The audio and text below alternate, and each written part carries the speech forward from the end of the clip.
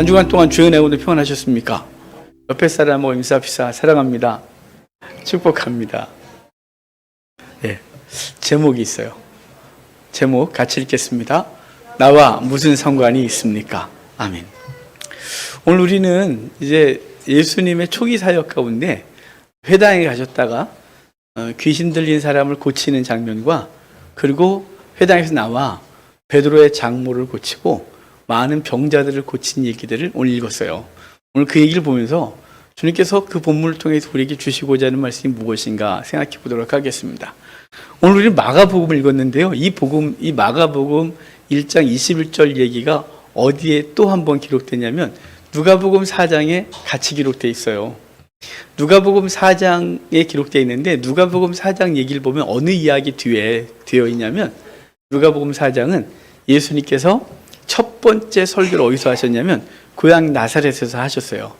고향 나사렛에서 설교하실 때 그분이 본문을 이사야서 61장 갖고 하셨거든요. 은혜의 해, 희년에 대한 말씀을 하시면서 은혜의 해에 가장 중요한 게 뭐냐면 노예를 해방시키는 것과 땅을 원주인에게 돌려주는 거거든요. 주님께서 은혜의 해라고, 당신이 은혜의 해를 선포하러 오셨다. 내가 은혜의 해다. 희년이다. 이렇게 말씀하셨는데, 그거 뭐냐면 주님께서 우리를 사단의 종에서 자유케 하시고, 또한 그 죄로 인하여 잃어버렸던 에덴을 땅을 돌려주시는 이야기, 그게 당신이다 라고 말씀하셨어요. 그리고 그 은혜를 받지 못하는 그 당시 백성들을 향하여 이렇게 책망하셨는데, 그것 때문에 맨 처음에는 그 설교를 듣다가 우와 하고 놀라다 갑자기 자기들을 책망하니까 그래갖고 예수님을 밀어내기 시작했고, 나사렛이라는 동네가 건축될 때 채석했던 채석장까지 밀어서 떨어뜨려 죽이겠다고, 왜냐하면 안식일이라서 지들의 손으로 때려 죽이면 그러니까 밀어서 죽이겠다고 가다가 예수님께서 그냥 그들 사이를 지나가셨다 그래요. 안식일날 1km 이상 걸어가지 못하던 그들은 낭떠러지 앞에서 돌아갔다 그랬잖아요. 예수님은 지나가셨고, 그 사건 다음에 이 본문이 있어요. 그 사건 다음에 이 본문이 예수님께서 또 안식일날 벌인 사건인데, 예수님께서 안식일날 가버나움에 있는 회당에 들어가셨다 그래요. 여기 가버나움이라는 동네 하도 많이 들었죠. 이스라엘에 당시 예수님 당시 3대 도시가 있다 그랬죠. 가이사랴, 총독부가 있었던 가이사랴, 예루살렘이 성전이 있었던 예루살렘, 그리고 상업도시, 인구 밀도가 가장 높고 잘 살던 동네가 가버나움이라고.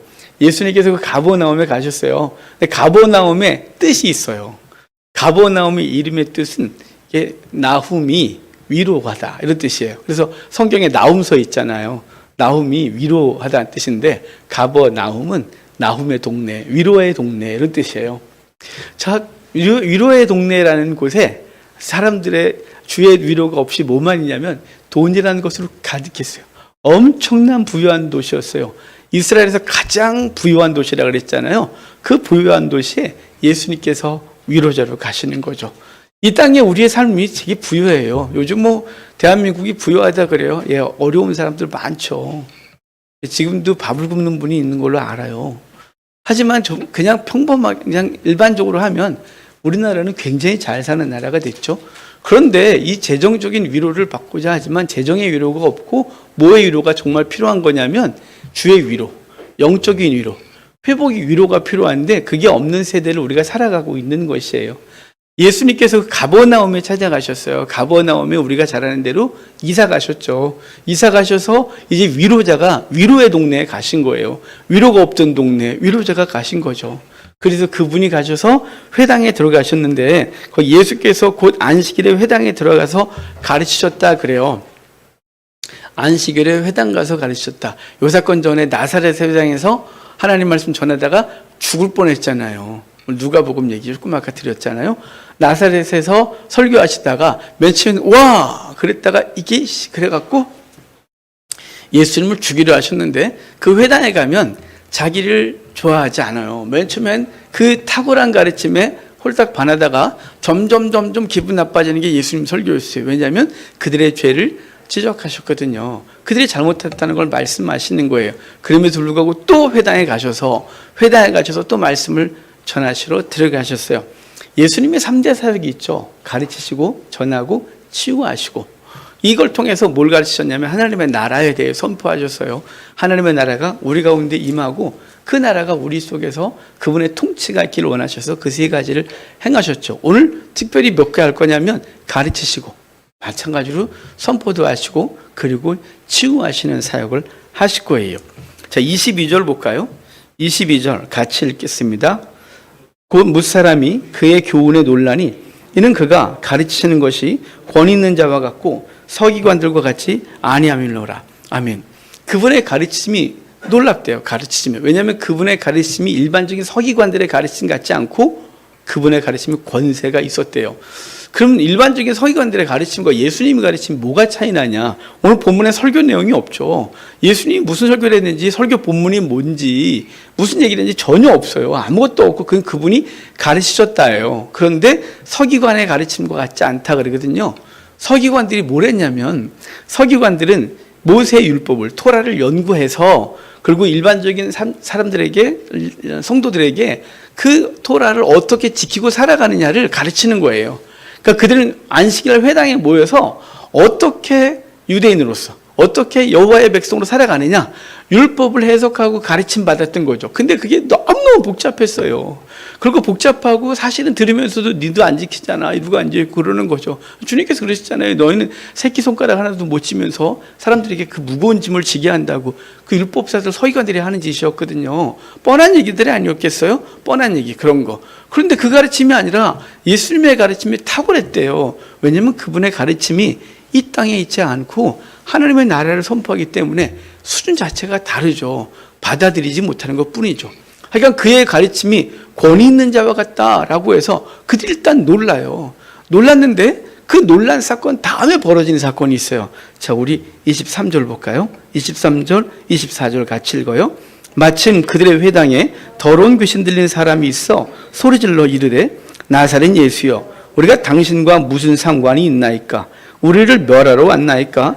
나는 당신이 누구인 줄 아노니 하나님의 거룩한 자니이다. 아멘. 귀신 들린 자가 있대요. 그 현대 사회를 현대인들이 귀신에 대한 가치가 두 개래요. 신학자들과 일반 사람들이 뭐라 하느냐면 하나는 귀신을 무시하는 요즘 세상에 귀신이 어디 있니? 이런 거죠. 귀신이 있니? 이것들아? 이렇게 말해서 귀신 얘기하고 사단 얘기하고 하면 이상한 사람 취급받는 거죠. 또 하나는 귀신을 너무 무서워하는 사람들이 있어요. 귀신 얘기하면 덜덜 떨고 사단 얘기하면 덜덜 떨고 어쩔 줄 모르고 하는 교회 내에도 비슷하죠. 여러분 귀신의 존재는 인정하셔야 되는 거예요. 왜냐하면 하나님의 영 그리고 사단의 영 하나님과 사단이 이 땅에서 끊임없이 갈등하는 하나님의 나라를 방해하는 세력으로 사단, 귀신 등등이 있어요. 성경에는요 이걸 이렇게 여러 가지로 표현했어요. 요한계시록 보면 사단, 옛뱀, 마귀라고도 하고 그 다음에 붉은 용, 리워야단 이렇게 등등등 표현했어요. 이거 다 사단을 상징하는 거예요. 리워야단이 뭐냐면 나일 악어를, 날강 악어, 용, 그거를 용으로 말하는 거예요. 용이 입에서 불이 나온대요. 날강 악어가 물에서 올라올 때 푹 그래갖고 거품이 나요. 그래서 옛날 고대 때는 날강 악어가 너무 크고 무서웠기 때문에 굉장히 두려웠어요. 그것이 이제 형상화된 거죠. 어찌됐거나 요한계시록에도 그러고 이 귀신에 대한 얘기는 무지하게 많아요. 근데 이것은 다 뭘 할까요? 영혼들을 사냥질하는 거죠. 영혼들을 지옥으로 끌어당기는데 역할을 감당하는 거예요. 이 귀신이 지금 드러나기 시작했어요. 어떨 때요? 예수님께서 회당에서 말씀을 전하실 때 그 말씀 선포와 함께 사람들은 와 권세 있는 자와 같아 그랬는데 그 말씀 때문에 귀신이 드러났어요. 그래서 그가 소리 지르거늘 그러면서 하는 말이 뭐예요? 하나님 나와 당신이 나는 당신이 누구인 줄 아노니 하나님의 거룩한 자니이다 라고 말해요. 사단이 너무 잘 알죠? 하나님의 거룩한 자래요. 당신이 누군 줄 안대요.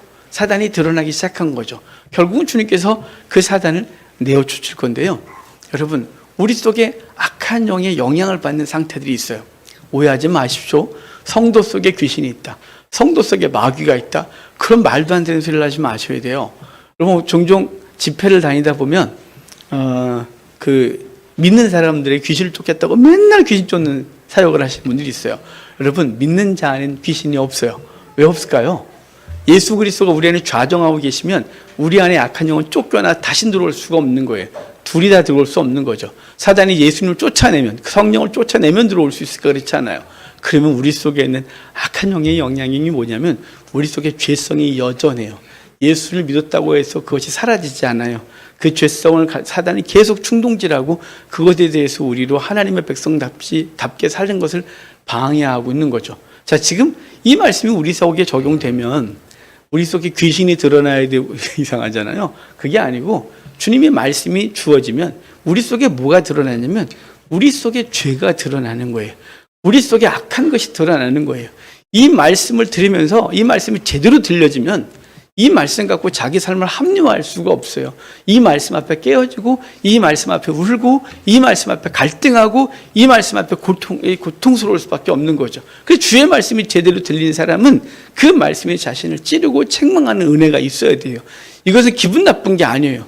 세상에서 사람들에게 무슨 소리 들으면 기분 나쁠 수 있겠으나 성령께서 말씀을 통해 우리에게 지적하는 건 기분 나빠할 게 아니라 감사해야 되는 것이에요. 그게 죽었기 때문에 그래요. 예수님 당시에 주님께서 책망을 하셨어요. 세례 요한에 대한 얘기를 하시다가 너희가 시장에서 피리를 불어도 울지 않고 춤을 추는데도 그 축제를 벌여 춤추지 않고 그런 세대라고. 여러분 하나님 말씀 우리가 가운데 임하면 그 말씀 때문에 드러날 것이 드러나야 돼요. 드러나서 하나님 앞에서 자신을 내려놓고 고통스러워져야 되는 것이에요. 그러니까 주일날 예배를 드리고 가서 아무렇지도 않게 오늘 예배 끝나고 갔다가 아니라 예배를 통해서 자신을 볼 수 있는 주의 말씀이 우리를 해부하는 놀라운 은혜가 있어야 하는 것입니다. 한 말씀 좀 더 드리면 사단이 왕관을 썼다 그러거든요. 그래서 사람들은 사단을 왕으로 모시는 거예요. 이 사단이 쓴 왕관을 요한계시록 디아테마라는 헬라어를 쓰는데요. 이 디아테마라는 이 왕관은 일반적인 왕관을 말하기도 하지만 찬탈하여 뺏은 것이라는 뜻을 갖고 있어요. 그러니까 사단은 자기가 왕이 아닌데 이 땅의 왕은 하나님이신데 그가 감히 하나님의 명령을 뺏어서 이 땅을 자기 것인 양 그리고 사람들을 부리고 있는 것이죠. 주님께서 받은 면류관은 스테파노 면류관이에요. 왕관인 주님께서 쓰신 관이 그거예요. 그분은 당신을 죽여 우리를 구원하신 영광스러운 왕관이셨고 사단은 자기 위기를 위하여 영혼을 탈취한 그래서 자기가 왕관을 쓰고 있는데 우리는 그것에 굴복을 하는 것이에요. 재물에 굴복을 하고 명예에 굴복을 하고 세상 가치에 굴복을 하고 세상 질서에 굴복을 하는데요. 말씀이 우리 속에 임하면 그것이 드러나게 돼 있는 거예요. 그래서 내가 어찌할꼬 이런 고민이 생기는 거죠. 사도행전 2장에 보고 사도행전 후에 보면 사도행전 2장과 7장에 보면 놀라운 사건이 있어요. 2장에 이 성령 받고 나서 베드로가 설교했더니 그들이 마음에 찔려 어찌할꼬 그리고 그들이 예수를 믿고 3,000명이 죽게 돌아왔대요. 7장에 스데반의 설교를 들으면 그들이 마음에 찔려 똑같이 찔렸어요. 마음에 찔려 우리가 어찌할꼬 그러다가 스데반을 끌어내 돌로 쳐 죽였대요. 여러분 하나님 말씀이 임하여 우리 속에 고통스럽고 어찌할까라는 고민이 있고 그 고민 앞에 자신을 드리는 귀한 은혜가 있기를 바랍니다. 여기 귀신이 드러났다. 이 말은 우리 속에 악한 것들이 드러나고 이것들을 내려놓고 어찌할까를 고민해야 하는 것입니다. 이제 27절로 좀 볼까요? 27절 같이 읽어요. 다 놀라 서로 물어 이르되 이는 어찌미냐 권위 있는 새 교훈이로다. 더러운 귀신들에게 명한즉 순종하는 도다 이래요. 자, 새 교훈이다. 권위 있는 새 교훈이래요. 그런데 여러분 이상한 게 있어요. 권위 있는 새 교훈이다 그래놓고 결과가 자기들이 어떻게 바뀌었는지를 얘기가 하나도 없어요. 아 멋있어. 설교 끝내주는데 권위 있는 새 교훈이야. 그동안 서기관들이 가르쳤던 거하고 전혀 다른 얘기인데 너무 멋있어 라고 했는데 근데 그것을 끝이에요. 왜 끝일까요? 이 머리가 이 가슴으로 되지 않고 하나님 말씀을 이것으로 판단하고 그리고 그것으로 끝나는 거예요. 우리가 한국교회가 지금 심각한 문제는요. 예배를 뭘로 생각하냐면 설교 듣는 것으로 생각해요. 개혁교회의 심각한 문제예요.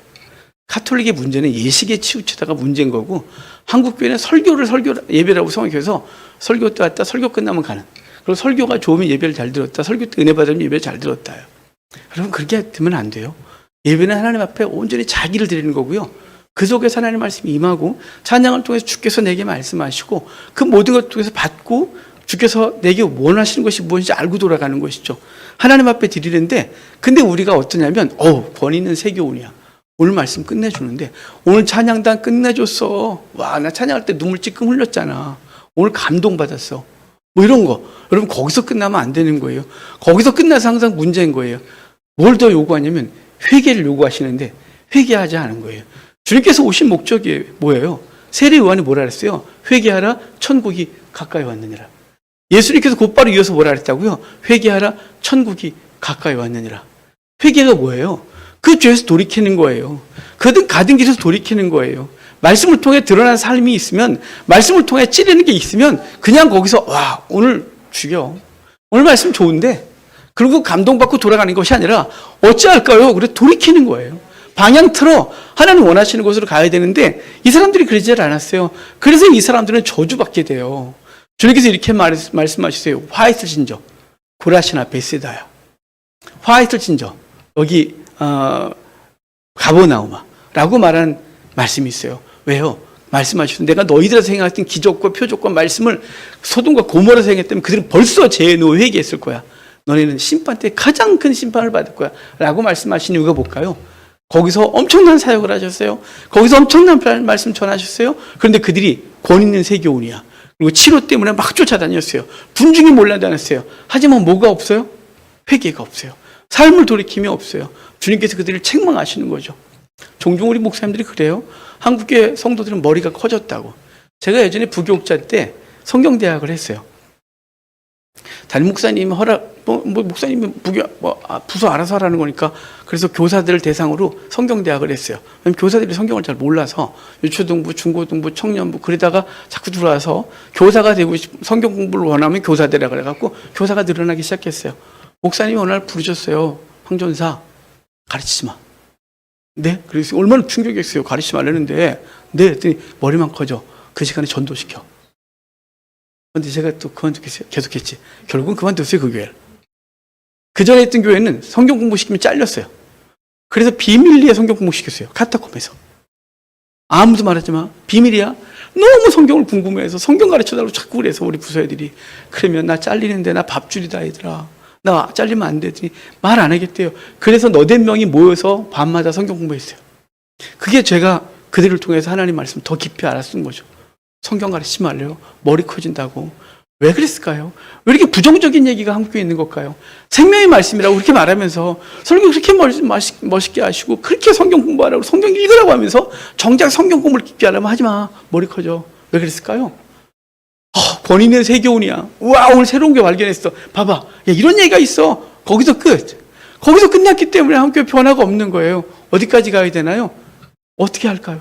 내가 어찌할까요? 그래서 죄를 끊어내고 그 삶으로 성령께서 말씀하신 그 삶으로 돌이켜야 되는데 그 삶까지 가지 않는 거예요. 그래서 문제가 있는 거죠. 바라긴 여러분 제가 설교를 그렇게 잘하는 편이 못해요. 버벅거리지. 제가 오늘 설교 원고를 요새 원고 안 쓰겠다고 작정했거든요. 왜 안 쓰겠다면 자꾸 원고에 매워갖고 자꾸 원고에 그 딱딱한 소리를 그 골치 아픈 얘기를 하려고 자꾸 그래서 내가 몇 달 전부터 원고 안 써야 하나님. 근데 원고 안 쓰는 대신 원고 안 쓰면 설교 준비를 안 하는 거 같죠. 여러분 원고 안 쓰면 밤에 잠을 못 자요. 무지 무서워요. 아침에 설교 끝날 때까지 너무 무서워요. 헛소리 할까 봐. 그 대신 설교를 계속하면서 흐름 잡고 그래요.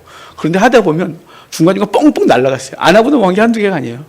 집에 가면 이것도 했어야 되는데 이것도 했어야 되는데 한두 개가 아니에요. 여러분 저 무지 긴장해요. 제가 고3 때부터 설교했지만 지금까지 설교는 너무 무서워요. 어디서든지 설교는 무섭고 두려워요. 여러분 어느 날 설교를 홈런쳐도 여러분 권위는 세교훈이야 끝나면 안 돼요. 거기서 오늘 은혜 받았어. 그럼 뭘로 가야 돼요? 삶으로 돌아가야죠. 내 삶 속에서 우리 가정에서 내가 해야 될 일이 무엇인가를 고민하고 끙끙거리고 싸워야 되는 거예요. 그 싸움 없으면 우리의 예배는 헛예배 드린 거죠. 멋있는 예배 한번 드리고 감동받고 돌아가서 아무것도 없는 게 되는 것이 진정한 삶의 예배가 없는 것이죠. 자, 이렇게 권위 있는 세 교훈이라 그래놓고 사람들이 그 결과에 대해서 어떻게 반응한지 볼까요? 29절 한번 보실래요? 29절에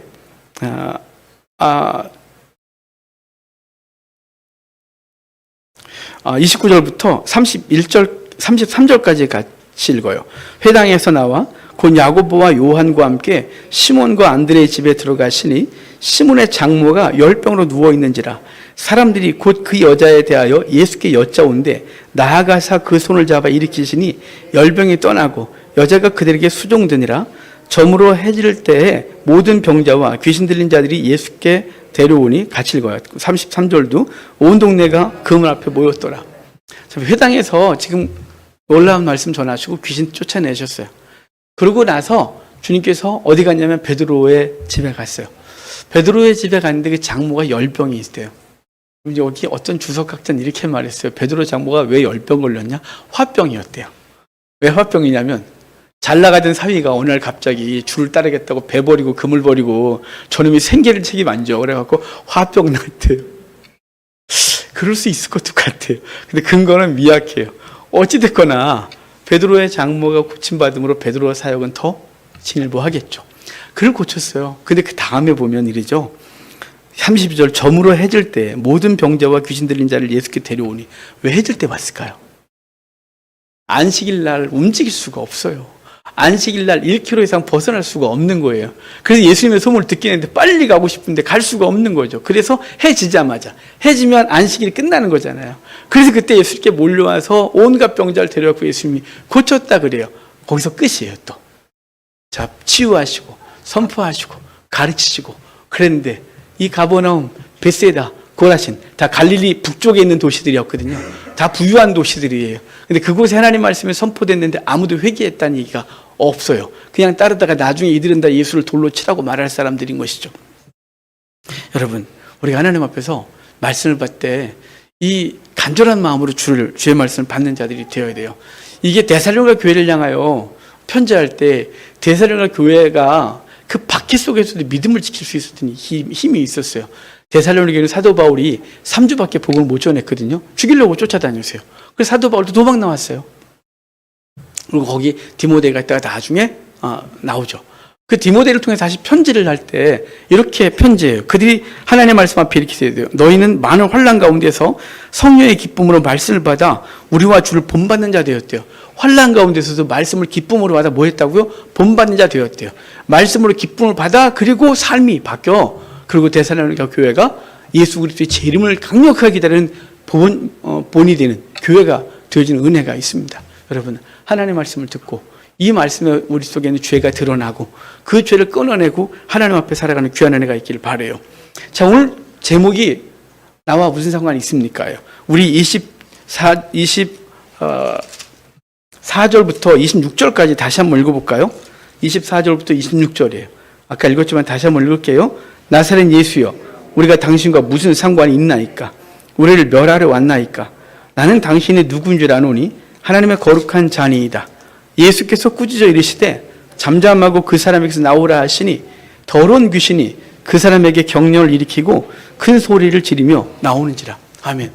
여기 지금 말씀을 선포하니까 사단이 뭐라 그래요? 귀신 들린 자가. 귀신 들린 자 속에 귀신이 하는 말이에요. 나와 당신이 무슨 상관이 있나이까?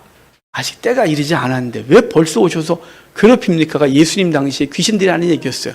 나와 무슨 상관이 있나이까? 라는 질문이죠. 여러분, 이 질문을 우리가 지금 오늘 주제로 잡았어요. 나와 무슨 상관이 있나이까? 이 말은 하나님 말씀이 선포될 때 그것이 내게 무슨 상관이 있습니까? 라고 물어야 된다는 거죠. 원래 이 나와 무슨 상관이 있습니까? 라는 이 말의 원어의 뜻은 우리가 당신에게 무엇입니까? 라는 뜻이에요. 우리가 당신에게 무엇입니까? 난 당신에게 어떤 존재입니까? 라고 묻는 거거든요. 말씀이 임하고 나니까 당신 앞에서 내가 어떤 존재인지 가 갑자기 생각나는 거예요. 난 어떤 존재냐? 그래서 사단은 드러난 것이에요. 그래서 하나님의 거룩한 자입니다 라고 하고 그는 쫓겨나는 것이죠. 하나님, 나와 당신이 무슨 상관이 있습니까? 난 당신 앞에 어떤 존재입니까? 이 말씀이 주어질 때 그 말씀 앞에 난 어떻게 살아야 하는 걸 고민하셔야 돼요. 여러분께 아침에 문자 보내드릴 때 그 출애굽기 19장 말씀 보내드렸어요. 너희가 이 말씀을 지켜 살면 너희는 내 백성이 되고 난 너희 하나님이 되리라 라고 하는 말씀이시죠. 여러분, 우리와 하나님 관계가 그 출애굽기 19장 시내산에서 결정이 되어졌어요.